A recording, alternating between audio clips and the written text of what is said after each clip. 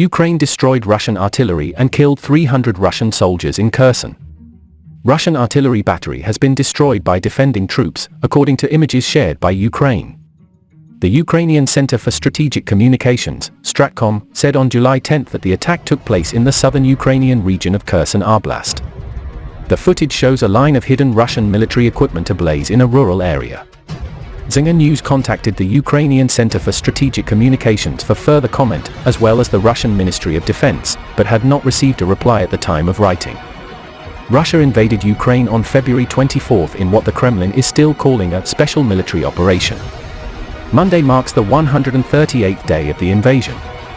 The General Staff of the Armed Forces of Ukraine reported that between February 24 and July 11, Russia had lost about 37,400 personnel, 1,645 tanks, 3,828 armored combat vehicles, 838 artillery units, 247 multiple launch rocket systems, 109 air defense systems, 217 warplanes, 188 helicopters, 676 drones, 155 cruise missiles, 15 warships, 2,696 motor vehicles and fuel tankers, and 66 units of special equipment. The Ukrainian military said Tuesday that defending troops had successfully fended off an enemy assault on Krasnopolye while also preventing the Russians from carrying out an offensive on Marinka in Donetsk Oblast.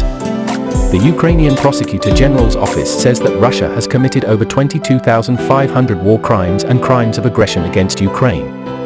Last week, Russian President Vladimir Putin warned that Russia has only just begun its campaign in Ukraine and dared the West to attempt to defeat it on the battlefield. Putin told parliamentary leaders, "Everyone should know that, by and large, we haven't started anything yet in earnest." He added, "The further it goes, the harder it will be for them to negotiate with us." Russia's defense ministry has claimed that it killed Ukrainian servicemen who were trying to raise Ukraine's flag on the recently retaken Snake Island, but Ukraine has denied that any of its servicemen on the island were killed. The Institute for the Study of War, a US-based think tank, has said that Russia may be temporarily easing its offensive in eastern Ukraine in an operational pause as its forces rest before attempting to reassemble for a new offensive. Ukraine has summoned the ambassador of Turkey, claiming that Turkey has allowed a Russian ship carrying thousands of tons of grain allegedly stolen from Ukraine to leave exports to one of its ports. Kiev alleges that the vessel is transporting stolen cargo amounting to 7,000 tons of grain. The United Nations has warned of a looming hunger catastrophe due to Russia's blockade on Ukrainian grain exports. The resignation of British Prime Minister Boris Johnson has been met with sadness in the Ukrainian capital Kiev, most notably by Volodymyr Zelensky, who called him a true friend of Ukraine. However, Moscow reacted with delight at the departure of the British Prime Minister, with a Kremlin spokesperson saying, "He doesn't like us. We don't like him either."